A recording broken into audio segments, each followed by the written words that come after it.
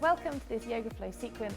This class includes a lot of closed hip postures, so hopefully you'll feel some similarities between each of the poses.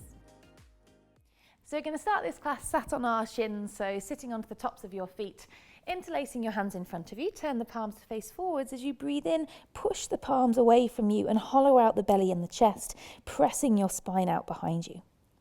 With your inhale, let your hands go to the sky and gaze up towards them. And as you exhale, release your hands behind your back and interlace them into a fist. Breathing in, fist towards the feet, chest to the sky as you squeeze your shoulder blades together. Use your exhale, leave your hands as they are, belly comes to your thighs, chin to your chest. Maybe let your head rest to the floor if it reaches, and then lift your fist away from your body. Think of broadening across your chest as you squeeze your shoulder blades together. And then exhale to release your hands and roll your body all the way back up onto your shins. Let your toes tuck underneath you, and then walking back until your knees lift and you find yourself into a little toe stand. Think of your chest staying nice and tall, so trying to stack your chest on top of your hips. You can leave your fingertips down for balance, or maybe you want to see if you can find some balance here with your hands in front of your chest. And then we're going to make the balance just that little bit harder. So we're going to drop the left heel down to the mat as the right leg and the arms reach forwards into a pistol squat. So lifting the leg, reach it away from you, reach your arms forwards to help you counterbalance. Keep your chest pulling upwards. Fingertips can stay on the floor to see if you can keep this leg lifting. It's strengthening this right quad. And then see if you can come straight back into your toe stand. Both heels lifting, chest nice and tall. It's just a little bit of fun, doesn't matter if you fall. Right heel to drop this time, left leg reaches forwards, arms reach forwards with it to counterbalance and help maintain your balance here. Holding the leg lifted, breathing in. And then again, see if you can bring it back under the body and into your toe stand. From there, hips lift to the sky, heels come to the floor. As you fold yourself over your legs, push your hips to the sky and have your feet about hip distance apart as you allow yourself to flop here. You can let your hands rest loosely, just dangling down towards the floor, or if you're more comfortable too, you can cross your arms. Allow them to feel nice and heavy, drawing the torso down towards the mat, allowing you to keep pushing your hips to the sky to lengthen through the back of the legs. Breathing in and breathing out. One more, breathing in. And breathing out to release your hands if they're not there already onto the mat. So right leg, we're going to see if we can lift it away from the floor. So we're either going to see if we can suck the foot away from the mat straight up, or if that's not quite working for us, we're going to just let the foot go out behind us. Walk your hands forwards towards plank, but you're in a three-legged plank here. And then draw that right leg forwards and place it to the outside of your right hand. So we've come into lizard lunge. Let's drop the back knee down to the mat and untuck the back toes. Keep the knee squeezing in towards the body and sink the body towards the inside of the thigh. Each breath in is drawing the chest forwards, and each breath out to sink the body down. If you want to deepen this, you can use your block to lower your forearms to, or if you have a little bit more space, you can drop your forearms to the floor. Hips are driving forwards and down. Squeeze the knee in towards the shoulder, breathing in. And breathing out, draw yourself back onto the hands if you went all the way down. Left hand to stay onto the floor. Take a deep breath in, right arm circles towards the sky. Taking your gaze towards that top hand and still squeeze this knee in towards your body. Don't let it flop away from you. Breathing in, expand into your chest. And breathing out. Last one, breathe in. And breathing out. Good, let your arm come down. Now, tuck your back toes, lift your back knee. We're going to see if we can transition into a side plank. So the back foot needs to roll out onto the little toe edge of its foot. And then this front foot, we're going to see if we can pick up, put in front of that foot as we send the right arm to the sky. If you wobble and fall, you won't be the first person to have ever done that. Just make your way into a left hand down side plank. Push the hips to the sky, draw the belly in towards your spine, breathe in. And then breathing out, hand comes to the mat, back into plank. Push your heels away from you, hollow out your belly. And then the hands are walking to the back of the mat as the hips push to the sky so that you're coming back into that forward fold at the back of the mat.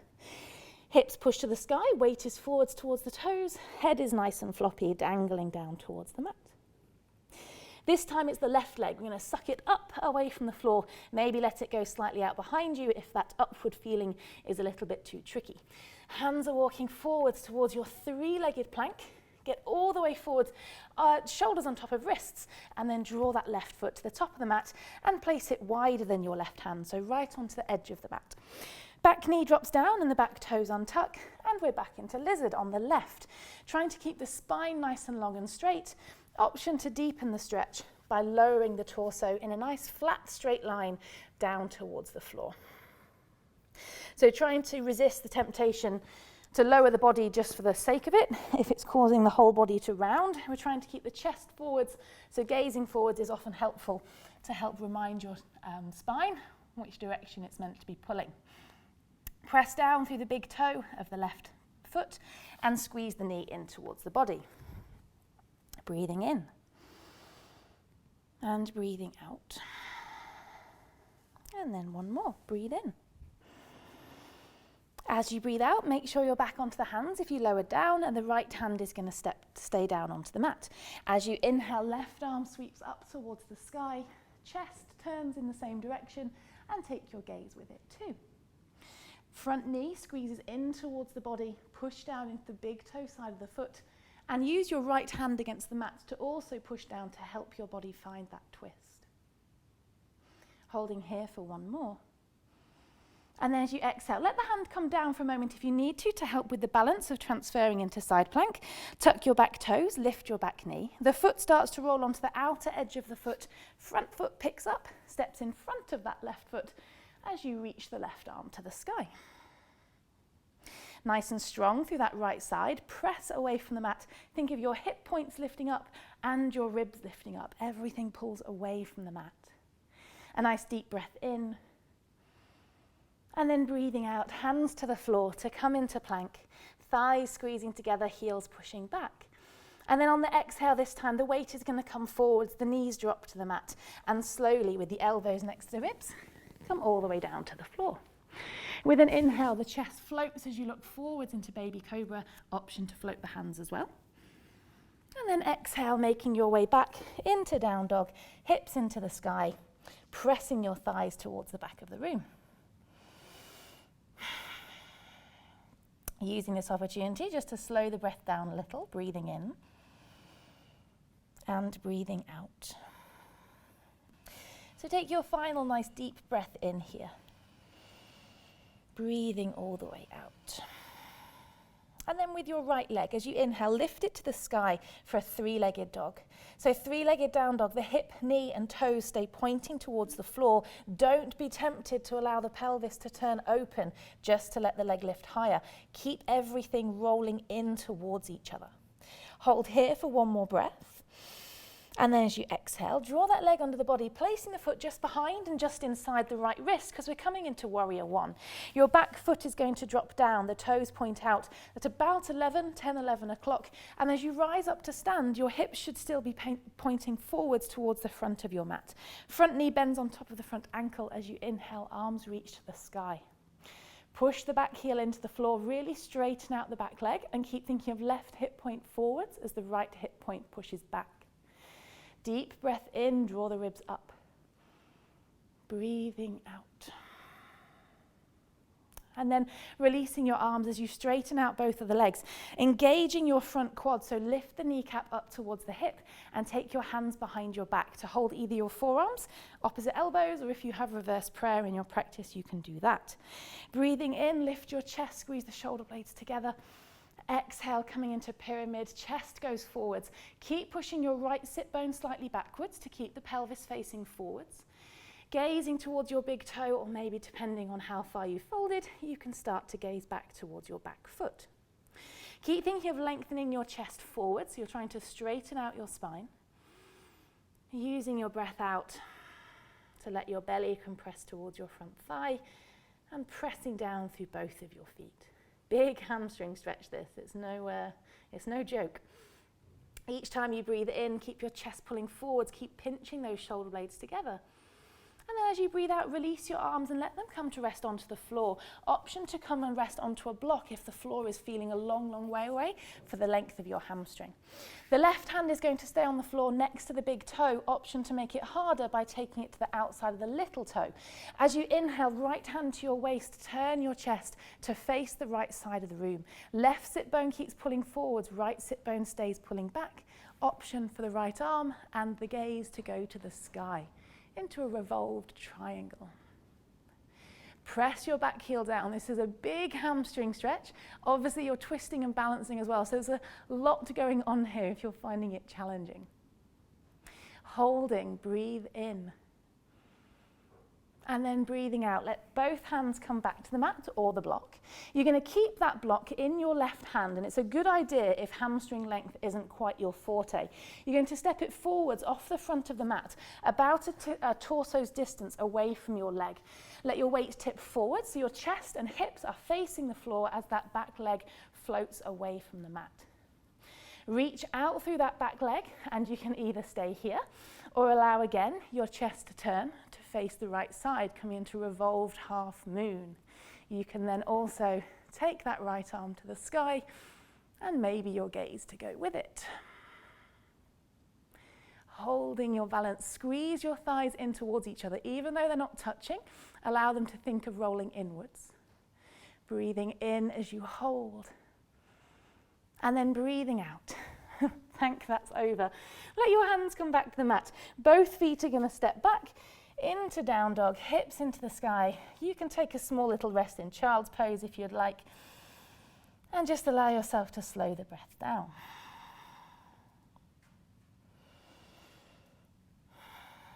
Good. Come back into down dog if you're not there already, and we're going to come to the left side. So inhale, left leg reaches to the sky, three-legged dog.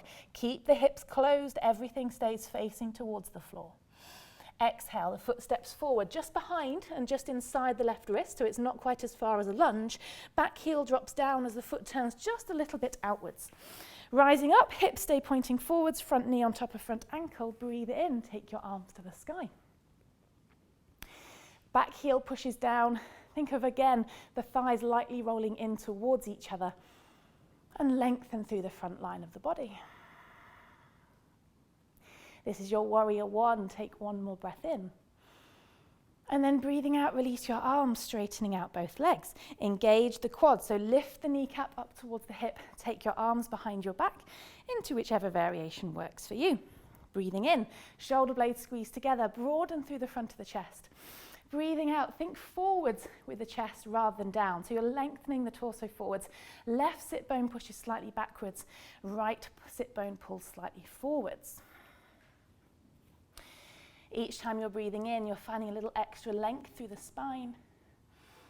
Each time you're exhaling, either just allowing yourself to stay at the point that you found, see if you can allow yourself to feel a little bit more comfortable, or your exhales are a good opportunity to deepen your fold. 2 more, breathe in and breathe out. Last one, breathing in. As you breathe out, release your arms down onto the mat. Option to use the block as a little bit of extra space to work with. First option is hand next to your big toe. More advanced option would be hand next to your little toe. Left hand comes to your waist to begin with, and then turn your chest to face the left side of the room. Keep your left sit bone pushing backwards. Option to take the left arm to the sky, and the gaze to go with it. Trying to keep some weight into that back leg. It's very easy to let all of the weight dump forwards into this front left leg, but keep pressing that back heel down. Turning the chest and turning your gaze as well, if you want to add all the different elements of the tricky balance into this one. Holding as you breathe in. And then breathing out, both hands down to the floor or to your block. Block is a really good one for this next one, the balance pose where we come into revolved half moon. There's a lot going on, give yourself a little bit of a fighting chance. Step the block forwards a little bit wider, so it's on the right side of the mat. Back leg floats away from the floor, the hips stay pointing down, so there's no rolling over open of the hips. We then turn the chest to face the left side of the room. The hand can stay here on the waist, or you can send it all the way up to the sky. That left glute, this left leg, is really having to work to hold this shape. So if you're feeling it burning and straining there, it's a good indication that you're using the right muscles. Keep reaching through that left arm, push down through the right, breathing in. And then breathing out, hands to the mat. Both feet step back into your down dog for just a couple of breaths. Allow it to slow down, to deepen.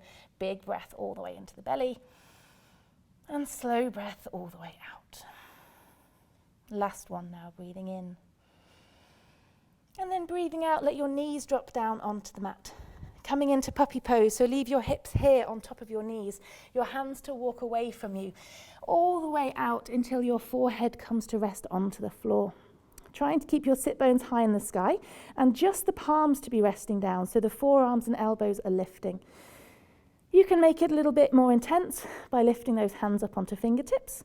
And we're thinking of sinking the chest towards the mat. So if your head, if you have quite a large range of motion in your shoulders and you're starting to resist, or you're starting to hold the stretch back by resting your forehead down, you can lift your chin and rest your chest down.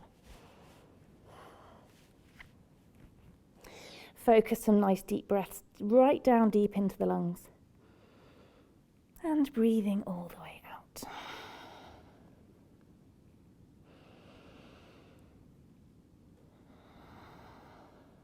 Great. And then looking forwards towards your hands, walk them back in just a short distance until you can rest your elbows to the floor, and then step your knees back so that you can come down onto your belly and find yourself into Sphinx, where the elbows are underneath the shoulders and the chest is pulling and facing forwards. Reaching out through the toes and pressing down through the hips. From there, coming into half frog. So your left arm is going to stay for stability. You can take it on a diagonal just to give you a little bit of extra balance. The right knee to bend, heel towards bum, and the right hand to come to find that foot. As you pull the foot in towards your bum, it's important to press the front side of the hip down into the mat. So it's not about pulling the foot as strongly or as close as to your bum as you can. It's about flattening the front side of this right hip. So imagine there's a little P underneath the right side of your pelvis, and you're going to try and squish it. So squeeze through the glutes. If you have more rotation in your shoulders, your fingertips can face the same direction as your toes, and then roll the elbow to come on top of the foot as you then press the heel down towards the bum. Keep your chest lifted and that pelvis pushing down. Holding here for one more, breathe in. And then as you breathe out, let the foot go, come straight the other side. Right elbow under the shoulder, keep the chest propped up to face forwards. Left knee to bend, either holding it in a regular fashion, or you can do the rotation in the shoulder for the elbow to stack on top and to give it a push. Either way, we're encouraging the foot close to the bum, but then pushing the front of the pelvis into the mat. That should really change the intensity of the stretch there for you, but it also makes it more effective. 2 more breaths, breathing in. Breathing out. Last one, breathing in. And then letting it go. Breathing out. Letting your knees widen slightly towards the edges of your mat. Use your hands to push yourself up via the knees. Big toes to come to touch. Sink your bum down towards your feet as you come into child's pose. Let yourself take a last couple of nice, slow and deep breaths here.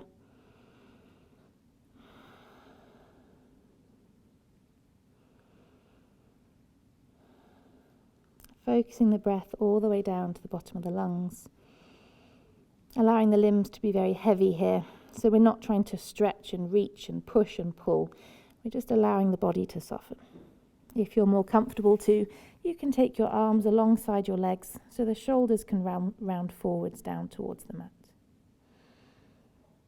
If you'd rather take these last few resting moments on your back for a more typical Savasana, and then you can turn yourself round and lie on your back. Otherwise, just allow yourself to stay focused on watching the breath coming in and out. Allowing the body to relax.